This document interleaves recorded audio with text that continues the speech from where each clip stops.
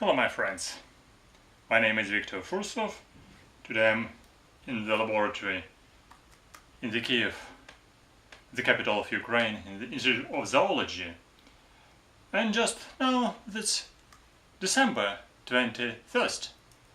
And I would like to tell you a story about Christmas tree. But at the same time, not only about Christmas tree, but about pests of conifer trees. Oh, you see, that's a bark of conifer tree or pine tree. And by the way, there's a lot of exit holes of bark beetles. Well, my story is about bark beetles. Bark beetles, this a special group. That's a subfamily Scolytinae of family Curculanidae or weevils. It's considered now by taxonomists. And where did I find it? I found it near the city of Kiev, capital of Ukraine. And in environs of Kiev you can find it as well. Actually, you can think that bark beetles are quite a rare species. No, they can be pretty common. You see, that's not a pine tree, actually that's a spruce tree, and bark tree, and pine tree, this one. You see, bark can be different, thin or thick, and I will tell you about two species of bark beetles. First one is the sexdentatus, or it's named as a pine stenographer beetle, or six-toothed bark beetle. Why? Because this beetle is pretty small.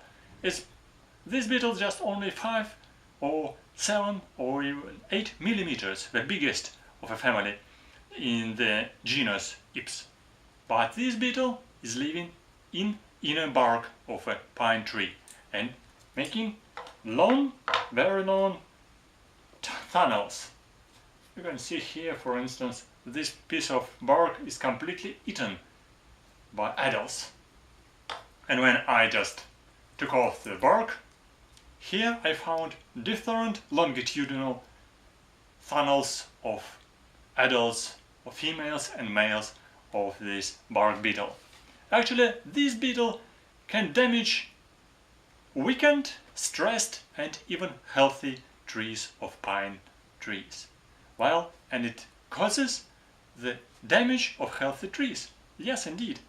Actually, I observed these beetles under the bark of very big pine trees, approximately 30 centimeters with diameter like that.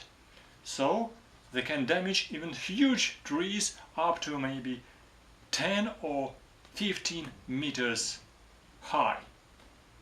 So what do I do? Actually, males of bark beetles, this Ips sexdentatus, coming, burrow the bark and making here longitudinal tunnel, and then they just spray, and the pheromones, they attract females, and females coming here, they mate under the bark, and then females making longitudinal tunnel again and laying eggs along this tunnel. Then just hatches, then larvae hatch, and they making long horizontal, just another tunnels here, and then they're making chambers. They're making chambers where they pupate. When adults appear, they're making holes, and they're coming out from a bark beetle, and they're making these exit holes. Yes, but another bark beetle I found in spruce trees. Different species can be damaged by bark beetles, actually, of genus Pisa, this is spruce, Abies or fir, Pinus pine, and Larix or larch. And this is a bark of,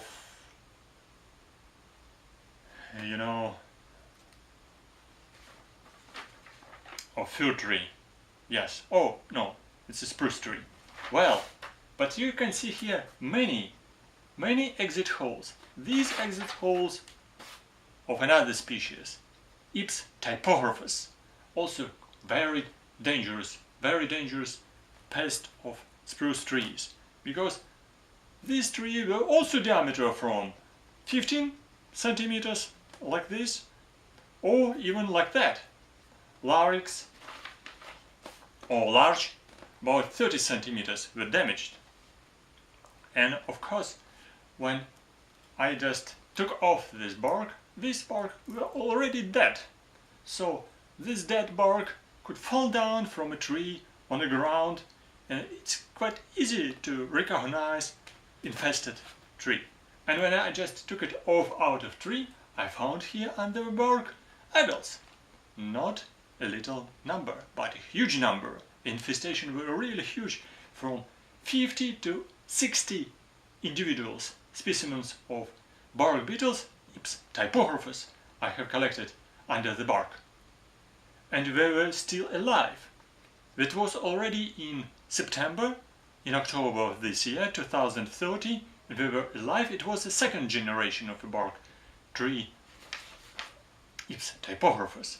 Actually, this generation can develop, or part of this generation do not develop, because still here some larvae and pupae, they will remain in the unfavorable condition of autumn and winter, and they will die.